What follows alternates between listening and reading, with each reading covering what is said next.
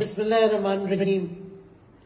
आज मैं गुफ्तगू करना चाहती हूँ कि जो मुल्क में हालात हो रहे हैं, जो मईशत की तबाही है, ये सारा कुछ क्यों हुआ, कैसे शुरू हुआ, ये अमेरिकन रजीम चेंज कंस्पिरेसी सही थी कि नहीं थी, कोई साजिश थी भी कि नहीं, इधर से मैं शुरू करूंगी।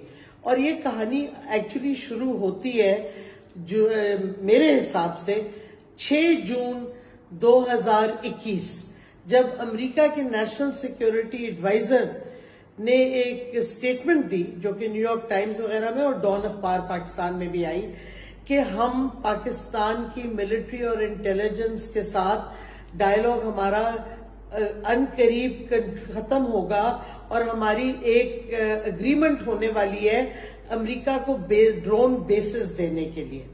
ये स्टेटमेंट के बाद कुछ हफ्ते 10 दिन बाद, हमें 19 जून थी या शायद पहले 1-2 दिनों, उस वक्त के प्राइम मिनिस्टर इमरान खान ने वाज़े तौर पे CNN के इंटरव्यू पे कहा, जब उनसे पूछा गया कि आप पाकिस्तान बेसिस देगा अमेरिका को, उनके ये हिस्टोरिक अल्फाज हैं, एब्सोल्युटली नॉट। यही पोजीशन काबीना ने भी इंडोर्स की, क्योंकि मैं काबीना का हिस्सा थी, मुझे ये पता है। और साजिश जो अमेरिका की थी आप उस वक्त से ट्रेस कर सकते हैं।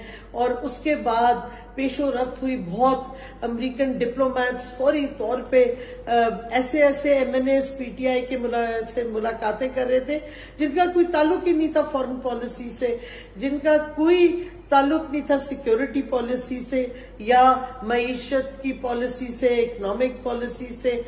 उनसे बातचीत, एकदम मीटिंग्स हो रही थी और ये मीटिंग्स की लिस्ट भी हमारे पास है और 1-2 दफा हमने मीडिया को दिखाई भी, शेयर भी की है। बहरहाल ये किस्सा शुरू होता है, उस वक्त से शुरू हो रहा था कि इमरान खान अटक गए हैं, वो ड्रोन के लिए नई इजाजत देंगे, वो बेसिस की इजाजत नहीं देंगे। और ये इमरान खान और PTI का पुराना मौकफ है। जब हम पावर में नहीं थे, इमरान खान ने ड्रोन्स के खिलाफ धरने दिए, हमने ड्रोन्स, इमरान खान ने जो अमेरिका की जंग थी, वॉर ऑन टेरर, उसके खिलाफ बातचीत की। उन्होंने कहा कि डायलॉग आपको करना पड़ेगा इवेंचुअली तालिबान के साथ। और इतने नुकसान, इतनी जानी नुकसान, मईशत का नुकसान, अफगानिस्तान की तबाही के बाद क्या हुआ, अमेरिका ने दोहा में तालिबान से बातचीत शुरू कर दी ना। जंग से उनको क्या मिला? कुछ नहीं मिला। बहरहाल तो ये हमारी पुरानी पोजीशन थी। फिर आप देखें, ये अक्टूबर के 22 या 23 को CNN एक कहानी करता है कि जी बस हमारा मुआहदा होने वाला है पाकिस्तान के साथ अमेरिका का बेसिस के ऊपर। उस वक्त सवाल मैंने उठाया था कि ये कौन कर रहा है मुआहदा, जब प्राइम मिनिस्टर ने कहा नहीं होगा, जब काबीना ने कहा नहीं होगा, तो किसके साथ अमेरिका ये मुआहदा करने को जा रहा था और ये किस तरह कर रहे थे। ये तो गैर कानूनी है कि आप चुपके से एक मुआहदा करें जिसमें हुकूमत ने कहा है नहीं और काबीना ने कहा है नहीं, प्राइम मिनिस्टर ने कहा नहीं। तो ये साजिश उस वक्त के बाद और बढ़ती गई और आप देखेंगे कि फरवरी तक बहुत पेशो रफ्त हो रही थी। मतलब हाल ये था कि जो एक्टिंग अमेरिका की एम्बेसडर थी उस वक्त पाकिस्तान में, वो लाहौर भागती जा रही थी और एक ही दिन में शहबाज शरीफ से अलहदा मिल रही थी, मरियम नवाज से अलहदा मिल रही थी। तो ये हम देख रहे थे और हमें पता था कुछ गड़बड़ होने वाली है। फिर आया इमरान खान का रूस का दौरा। अब रूस का दौरा, पूरी एस्टैब्लिशमेंट, सारे स्टेक होल्डर्स के साथ मीटिंग्स हुई और सबने कहा आपको बिल्कुल जाना चाहिए। फिर इमरान खान ने रिटायर्ड एम्बेसडर्स और कुछ जर्नलिस्ट की मीटिंग भी बुलाई। उन्होंने भी, सबका यही एक ही पॉइंट ऑफ व्यू था कि आपको बिल्कुल रूस जाना चाहिए, क्योंकि हमें सस्ता पेट्रोल चाहिए था, हमें सस्ती गंदुम चाहिए थी। इस वास्ते इमरान खान रूस गए और उसके बाद ये साजिश की आखिरी किस्त हुई कि 7 मार्च को डोनाल्ड लू, जो नेशनल सिक्योरिटी को रिप्रेजेंट करते थे अमेरिकन गवर्नमेंट को, व्हाइट हाउस को, उन्होंने मीटिंग की, फॉर्मल मीटिंग हमारे एम्बेसडर के साथ और उन्होंने वाज़े तौर पे एक धमकी भेजी और उनकी जो धमकी के अल्फाज से उससे वाज़े हो गया कि ये साजिश है, वो साइफर की जो हम बात करते हैं। और क्योंकि मैं नेशनल सिक्योरिटी कमेटी में उस वक्त थी, मैंने साइफर देखा है। उसकी 3 चीजें जो हैं वो वाज़े होनी चाहिए लोगों को, कौम को। कि पहली बात उन्होंने कही कि जी हम समझते हैं कि रूस, और बाय द वे ये साइफर की जो मीटिंग की बात है इसमें नोट टेकर्स थे, तो बड़ी फॉर्मल मीटिंग थी, ये कोई इनफॉर्मल लंच मीटिंग नहीं थी। बहरहाल पहली बात उन्होंने कही कि हम समझते हैं कि रूस का जो दौरा था इमरान खान का, वो उन्होंने अपने तौर पे किया, सोल डिसीजन थी, यानी कि कोई कंसल्टेशंस नहीं हुई और कोई सपोर्ट नहीं करता था। अब इस पे सवाल जो हमने उठाया सिविलियन मिनिस्टर्स ने नेशनल सिक्योरिटी कमेटी में कि किसने ये गलत इंफॉर्मेशन दी, पाकिस्तान की रियासत की तरफ से ही गई होगी ना, क्योंकि अगर आप डिसीजन मेकिंग में नहीं है तो आपकी बात कौन कहेगा सच्ची है। किसने ये इंफॉर्मेशन अमेरिका को दी, गलत इंफॉर्मेशन, कि इमरान खान का रूस का दौरा सिर्फ उनका अपना फैसला था और कोई कंसल्टेशंस नहीं हुई, स्टेक होल्डर्स नहीं थे ऑन बोर्ड। पहली बात ये।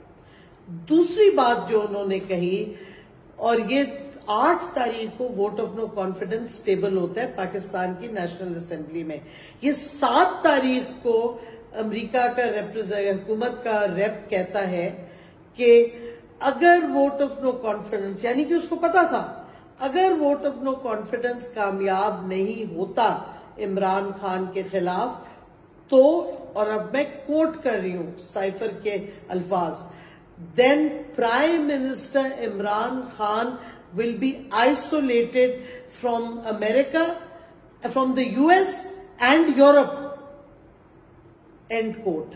और तीसरा पॉइंट जो उसका था, और ये मैं फिर कोट कर रही हूं कि पहले मैं कहूं कि अगर वोट ऑफ नो कॉन्फिडेंस कामयाब होता है, और मैं फिर साइफर के अल्फाज कोट कर रही हूं, then all will be forgiven, and coat.